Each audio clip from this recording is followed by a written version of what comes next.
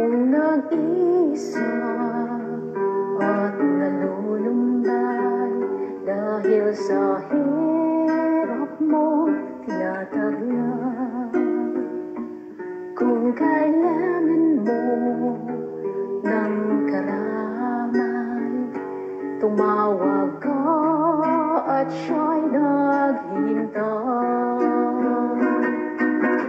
Siya ang iyong kailangan, sandigan, kaibigan mo. Siya ang araw ng lagi at karamay kong sawi. Siya ay si Jesus sa bawat sandali.